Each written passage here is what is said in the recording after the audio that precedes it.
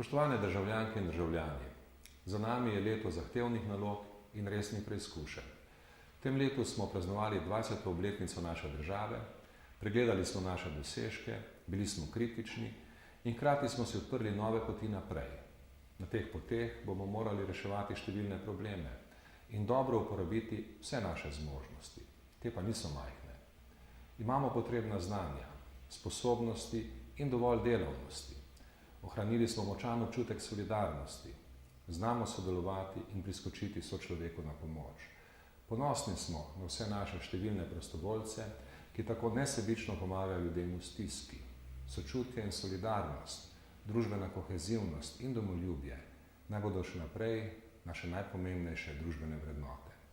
Imamo veliko ljudi s pomembnimi znanji, imamo podjetja, ki zmagujejo v svetovni konkurenci, imamo športnike, ki osvajajo medalje, imamo umetnike, ki navdušujejo povsod po svetu. Ves ta naš kapital je podlaga za to, da zaupamo vase in v naš razvoj. Novo leto pa bomo stopili tudi s pričakovanji. Nedavne predčasne volitve so bile poziv k streznitvi, boljšemu vodenju države in k uspešnejšemu reševanju posledic gospodarske krize.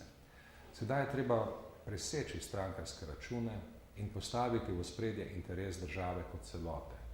Zaslužimo si vlado, ki bo sposobna sprejemati zahtevne odločitve in jih tudi izvajati. Ne sme se zgoditi, da bi volja državljanov izražena na volitvah postala politični plen posameznikov ali strankarskih izsiljevanj. Politične stranke naj se potrudijo, da bomo do nove vlade prišli brez dodatnih zavlačevanj. Naloge, ki jih pred državo postavljata svetovna gospodarska kriza in težave Evropske unije, nas ne bodo čakale.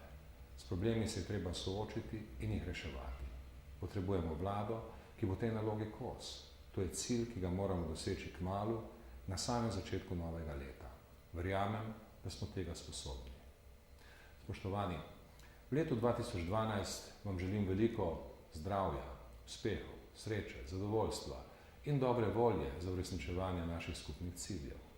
Moje misli gredo vsem državljankam in državljanom Slovenije, vsem prebivalcem Slovenije in vsem rojakom, Slovenkam in Slovencem povsod po svetu.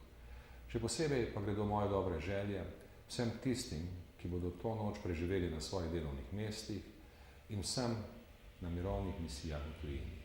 Srečno!